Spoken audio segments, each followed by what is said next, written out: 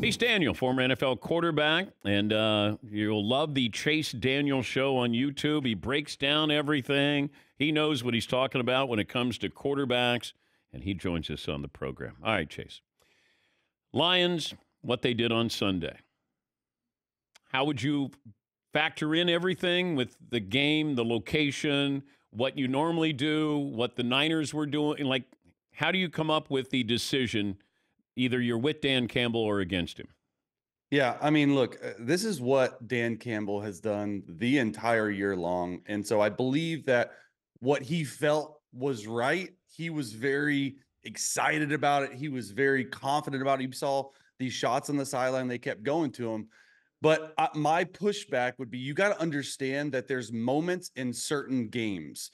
The NFC Championship game on the road, the first fourth down, okay, they kicked it. The second fourth down, he went for it. They didn't get it. You had a chance to go up 3 scores.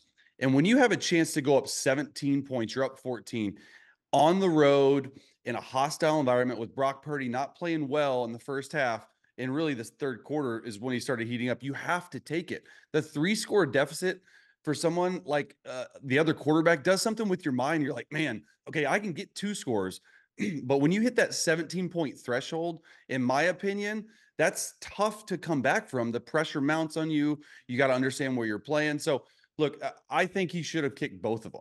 And I know people are like, well, if they would have made it, you wouldn't be saying that and they would be winning. If he kicks just one of them, they're tied game. They're going to overtime. If he kicks both of them, and this is saying make them, okay, if he kicks both of them, they win the game. And I get it. Badgley, it was a 48-yard field goal. He's 45% in his career at 48 yards and above. I understand that. But he must have really liked the play call or whatever it was. But look, I played with Dan as a player in 2009, and he coached the tight ends when I was in 2017 back in New Orleans for my second flight there. So I understand his thinking. He's very confident in what he does, and he almost wills it to happen, but it didn't happen for him, and I'm sure he's going to regret that for a long time. All right, break down Brock Purdy with the good and the bad with Brock Purdy so far. When does he get – why is he bad, and then why is he all of a sudden really good? Well, look, the first half was awful. I think he threw for 45 yards or something insane. Interception. The interception was really bad, and you got to understand when you're backed up, you can't just throw it. I know it got tipped, but I think it was going to get intercepted regardless. And I think the game plan really changed in the second half.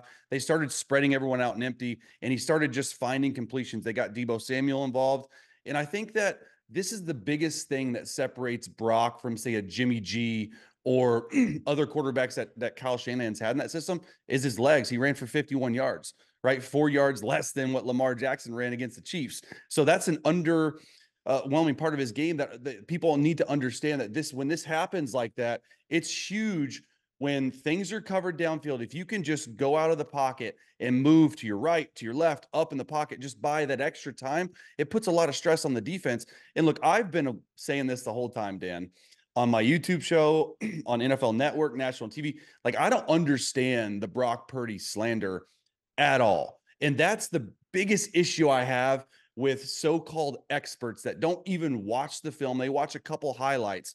The dude has been making throws and plays the entire year that I've only seen a handful of quarterbacks make in their entire career. I've been a part of it. I've seen that. The way he layers throws over top of linebackers' heads, underneath the third level and the safeties is something I really haven't seen in a long time breaking down film. And yeah, he struggled. I get it. But he also, you got to give him the credit because they were down 17. They scored 27 points in the third and fourth quarter combined to go on and take the lead. So I think this was a good learning lesson for Brock. Look, he's been a starter for 2 years, really half the year last year and all the year this year. And he's gotten to back-to-back NFC championship games. He's got an NFC championship win under his belt, and he's going against the king and Patrick Mahomes, which I think is going to be a pretty good game in my opinion. Well, I'm just trying to understand, are we going to see Brock Purdy, the second half Brock Purdy, in the first half of the Super Bowl? Do they start that way to get him into a comfort level? Well, I don't think you can start that way against Steve Spagnuolo and these Chiefs because what these Chiefs are doing on defense right now it's special, right? Spags is blitzing you from all different areas of the field. He understands he's playing multiple personnel groupings, and that's sort of what Kyle Shanahan does on offense. They like to get in these big personnel groups, and a lot of teams don't match them, so they're able to run the football. I think the biggest thing that the 49ers have to do in the biggest stage of Brock Purdy's like small career is you got to run the football early and often. You got to get Brock into a rhythm. And if they can do that and Brock can get the feel of the game, I don't think it's going to start coming with him until the third and fourth quarter, meaning like I don't think he's going to start feeling it. I mean, he might start fast, but this is the longest lead up to the biggest game you're ever going to play in your entire life, right? And there's so many other things. Forget about the football side of things for a second. Okay, this when he woke up on Monday, yesterday, he had to figure out what family members are going, what hotel are they going to stay at, where am I going to fly my family from, who in my family is going to get to go. I can only buy 15 tickets. Okay, I got to get the tickets right.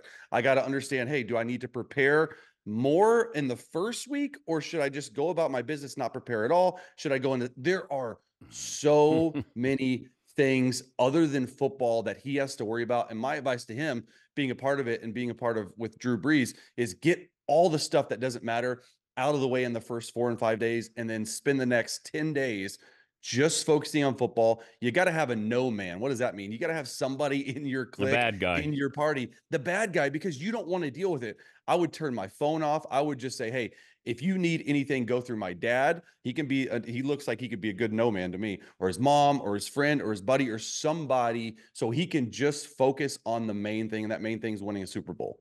We're talking to Chase Daniel, former NFL quarterback and host of the Chase Daniel Show on YouTube. I'm wondering about the Chiefs, what Baltimore was expecting and what Baltimore saw, because we kept waiting for Lamar to be Lamar. Why wasn't he the the MVP version? Well, I mean, that's the narrative about him, right? He's 2-4 in the playoffs. He's only won 2 playoff games. He's going to end up having 2 MVPs, and that's great and all. And even Lamar said, "Hey, look, I'm getting old. I need to win a Super Bowl." And that's the thing about me. Like, I do think Lamar, I wouldn't say laid an egg, but I don't think he played up to his standard. Obviously, 3 turnovers on offense. Their whole team had 4 personal foul penalties. But when you actually break it down and you look at Lamar and the throws, he was off kelter, off rhythm the entire day. And that has to do with Steve Spagnuolo's defense. I think that what Steve Spagnuolo did, they confused him. They got into a lot of different personnel groupings. 6, in fact, Steve Spagnuolo did. They were in nickel, they were in base, they were in heavy, they were in 6-4, they were in 4-3. They were in so many different things. And it sort of confused Lamar. And you got to give credit to the secondary as well for the Chiefs. They played excellent. Jerry Sneed with a huge punch out of Zay Flowers. And I just think the championship experience of the Chiefs overall team played a factor. I've talked to a lot of people that are, oh, championship experience doesn't matter. Yes, it does. The Chiefs had no turnovers. They didn't have any personal foul penalties. They didn't shoot themselves in the foot like Baltimore did. Yeah. And then you look at the play calling on Baltimore's side, it didn't help out Lamar. They put everything on Lamar. That Todd Monken, the OC for the Baltimore Ravens, he only ran the ball 16 times. They were averaging coming into the game running the ball 31 times. Gus Edwards got 3 carries. His first carry went for 15 yards, and he ended up with 20 on 3 carries. And the game never got above 10 points. So I just didn't understand the game plan. I think Lamar didn't play well. I think it was like the perfect storm of, hey, look, the Chiefs went in there, handled business. They had the championship experience. And then you also talk about Lamar and his narrative about him, right? What I said earlier, they built this entire thing around him, and he is yet to break through for a legit legacy defining win. Can you teach Patrick Mahomes to somebody else, another quarterback? Oh man, I think the biggest thing about Patrick Mahomes that I've noticed this year is he's sort of taken a step back. He's evolved, and he hasn't had to win a lot of games. And I think that's the biggest thing you're seeing here, especially into the playoffs with Andy Reid and Matt Nagy, the OC for the Chiefs. They're calling a really balanced game. Through 3 playoff games, the Chiefs have only thrown the ball 11 more times than they've ran the ball. And I think you got to give credit to Mahomes. I think you got to give credit to that offensive staff. And that's the best thing I've seen about Mahomes. He's not forcing things.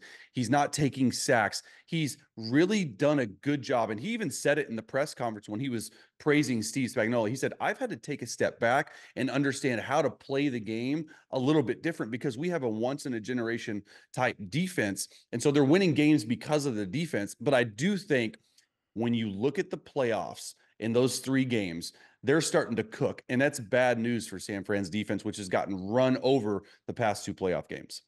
Always great stuff. We appreciate your time, Chase, and good luck with the YouTube channel. Thanks for having me on, guys. That's Chase Daniel, the Chase Daniel Show on YouTube.